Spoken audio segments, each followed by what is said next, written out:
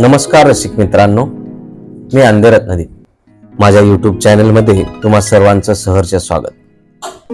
मी आज साहित्यरत्न लोकशाहीर अण्णाभाऊ साठे यांच्या चिरागनगरची भूत या कथासंग्रहातील मंकी ही कथा आपल्या समोर सादर करीत आहे। सकाळ झाली होती। मुंबईवरची ती गुलाबी सकाळ मनाला आल्हाद देत होती, परंतु मुंड्या भूतासारखा रस्त्यावर बसला होता। त्यानं सकाळी सकाळीच गांजा ओढला होता, पण तो एकटाच तिथे बसला नव्हता। त्याची गंजाडू टोळी त्याच्या भोवती बसली होती। गांजाची तार चढल्यामुळे त्यांच्या गप्पांना पूर आला होता। मुंड्याचं बोलणं रंगात आलं होतं। तो म्हणत होता, अरे देखते रहो, मैं 4 दिन में रॉकेट पर बैठकर चांद पर जाऊंगा। त्याला आडवीत सादिक म्हणाला, बेटा मुंड्या, तू चांद पर नहीं जा सकता, मगर पुलिस कस्टडी में जरूर जा सकता है। आणि याच वेळी तिथे मंकी आली। ती नुसतीच आली नाही, तर हंसाच्या चालीनं आली। या मंकीचं खरं नाव मानकी होतं, परंतु लोक तिला मंकी म्हणू लागले होते। मंकी दिसायला बरी होती। तिची कंबर मोठीच्या मापाची होती आणि छाती रुंद होती। तिच्या रेखीव चेहऱ्यावरचे हास्य कधीच मावळत नव्हते। ती तलम पातळ नेसली होती। तशी ती सुखी नव्हती, पण दुःखातही सुख मानण्याची तिला सवय झाली होती। त्या बाबू चाकवाल्यासारखा साक्षात सैतान तिच्या मागे लागला होता। तो तुरुंगात होता तेव्हा मंकी आनंदात होती, पण तो सुटून आल्यापासून ती त्या अफाट झोपडपट्टीत दडत होती। मंकी जवळ येताच मुंड्या चेकाळला। हा मुंड्या जन्मजात पंजाबी शीख, पण त्याला दाढी मिशी मुळीच येत नव्हती, त्यामुळे लोक त्याला मुंड्या म्हणत होते। मंकीला पाहून त्याने एक दीर्घ निश्वास टाकला आणि म्हणाला, अरे यार, रोशनी चांद से होती है, सितारों से नहीं, मोहब्बत एक से होती है, हजारों से नहीं। आणि ही भूतावळ वाह वाह सुभानअल्लाह असं चिरकली।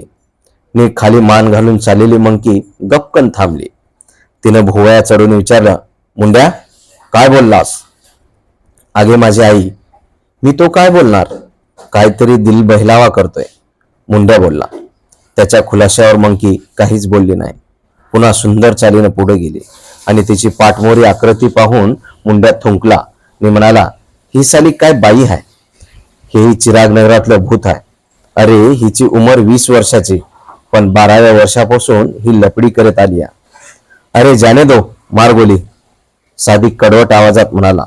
राज्य बायकांचं आहे, त्या करतील ते होतं, साल्या कारणाशिवाय बंद होशील। हा बाबा, ही बात आहे। मुंड्यानं दोन्ही कान धरून गालावर टिचकी मारून घेऊन कबुली दिली। तो म्हणाला, चला आम्ही मूळचं कानफाट, आमचा कोणी पण कान पकडून पोलीस कस्टडीत कोंबायचा आणि आम्ही भत्ता भत्ता करून बोंब ठोकायचे। बऱ्याच वेळाने ती भूतांची टोळी पांगली। रात्रीचे 11 वाजले। शेवटी रेडिओ राष्ट्रगीत झालं आणि मग सर्वत्र सामसूम झाली। आझाद हॉटेल पुढे खाणकामगार आणि वडारी बसले होते। पानवाला काताच्या तांब्यात कात लावायचं दांडकं घालून आवाज करीत होता। गिराईक येत होते। ती पान खाऊन टेक्निकलर पिचकाऱ्या उडवीत जात होते। त्यांची अवस्था रोग आलेल्या कोंबड्यासारखी झाली होती। शेजारी जाहीर जुगार चालला होता आणि आझाद हॉटेल पुढील नाक्यावर बाबू चाकूवाला आणि घावडा दादू यांचा सामना झाला। बाबूने आरोळी ठोकली, दादू आवाज, आणि दादू ओरडला, आवाज।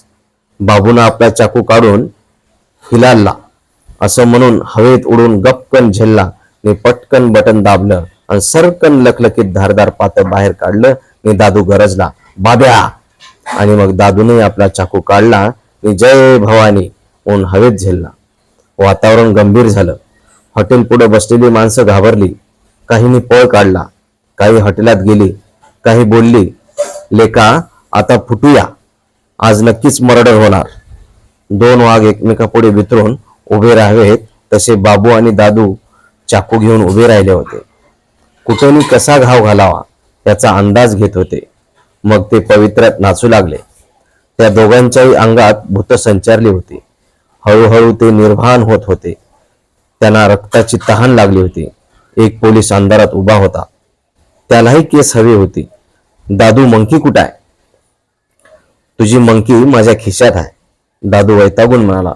भेंचोद, चाकू चालव।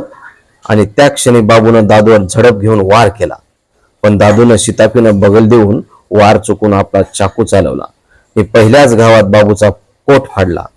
पण याच वेळी बाबूनं चढाई करून दादूचा दंड फाडला आणि काही वेळातच दोघेही रक्तबंबाळ झाले आणि अंधारात लपलेला पोलीस आपली लाठी सावळीत धावला. धावता धावता त्याने शिव्यांचा सपाटा चालविला होता. आल्याबरोबर त्याने दादूच्या पाठीत लाठीचा तडाखा दिला. तसा दादूनं अंधारात पळ काढला. बाबू पोलिसांच्या तावडीतून निसटू शकला नाही. पोलिसानं बाबूला पकडून त्याचा चाकू रुमालात काढून घेतला आणि बाबूची पॅन्ट मागील बाजू धरून त्याला तो चौकीवर घेऊन निघाला. तशी मंकी पुढे आली व म्हणाली, हवालदार, त्याला आता सोडू नका, जा घेऊन. ते करतो मी, असं म्हणून मागे मागे ओढ घेत असलेल्या बाबूला त्याने खिसका दिला. तरी मागं तोंड फिरून बाबू ओरडलाच, अगं पण तू होतीस कुठं? मी माझ्या आईच्या झोपड्यात होते. मंकी उतरली आणि बाबू म्हणाला, तू आईच्या झोपडीस होतीस आणि तो हरामखोर दादू म्हणतो तुझी मंकी माझ्या खिशात आहे, ह्याचा अर्थ काय? तो चौकीवर सांगतो, चल, पोलीस म्हणाला. तेव्हा बाबू मंकीला म्हणाला, त्या दादाला सांग, पट्ट्या मारून तयार हो, मी लवकरच परत येईन. पोलीस एक शिवी हसडून म्हणाला, चल, आता तू लवकर येणार नाहीस. आणि बाबू पोलिसाबरोबर चौकीच्या दिशेने चालू लागला. दादूनं आपल्या जखमा बांधल्या आणि आपल्या झोपडीत जाऊन झोपला. रात्रीचा 1 वाजला होता. सर्व रस्ते उदास झाले होते. सर्वत्र भेसूर वातावरण झालं होतं. सर्व चिरागनगर, आझादनगर झोपलं होतं. काही निशाचर जागे होते. दादू निश्चित पडला होता, पण तो जागाच होता. या बाबूनं निष्कारण कबवत वाढवली याचा तो विचार करीत होता. त्याच वेळी पोलीस अचानक येऊन पकडतील या भीतीनं तो अस्वस्थ झाला होता. तो सावध होता. तोच मंकी त्याच्या झोपडीत शिरली. कोण? दादूने विचारलं. मी मंकी आहे. का आलीस? तुझ्याकडं कशाला? कशाला? होय, आता मी इथंच राहणार. बरं आहे. कुठं झोपू? कुठेही झोप. आणि मंकी चटकन दादूच्या खाटेवर कलंडली. धन्यवाद मित्रांनो. या पुढील भाग लवकरच.